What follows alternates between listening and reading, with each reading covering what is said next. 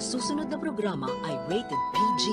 Ito ay nangangailangan ng patnubay at gabay ng magulang para sa mga batang manonood.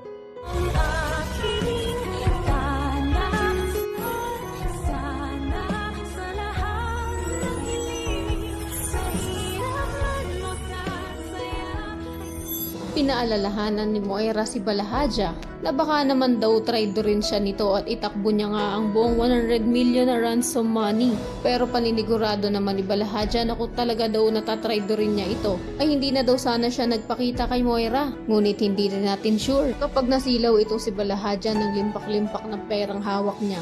Pagkat ito din naman kasi ang unang-unang dahilan kaya siya sunod-sunuran kay Moira. Pero ngayong mas malaki na ang pera niya kaysa kay Moira at di hamak na mas mayaman na siya dito kaya wala nang dahilan para maging sunod-sunuran pa siya sa bruha. Sa kabilang banda dahil naisahan na naman nga ang mga bida nitong mga kontrabida. Kaya itong sina Robert at Annalyn ay mga nagmukhang basurero at basurera na nagkakalkalba naman sa basurahan para mahanap itong si Lolo Pepe. Ngunit kahit libutin pa nila ang buong palengke at halughugin ang kada sulok ng mga basurahan dito, ay hindi pa rin talaga nila matatagpuan ang matanda pagkat kasulukuyan pa nga rin itong nasa hideout nila Moira.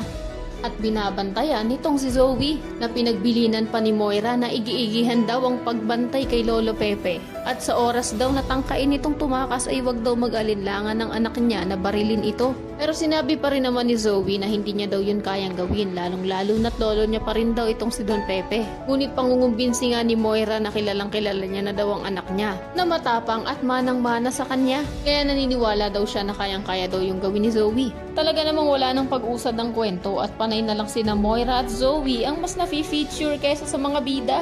At halos lahat na nga lang ng mga ganap ay pabor sa mga kontrabida.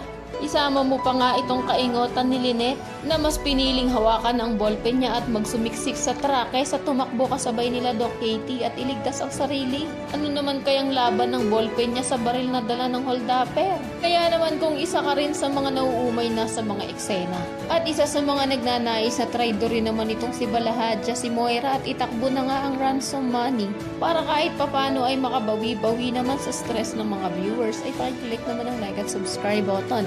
Maaari ka rin mag-iwan ng komento sa ibaba para sa iyong mga saloobin at suwestyon. Maraming salamat sa iyong panonood.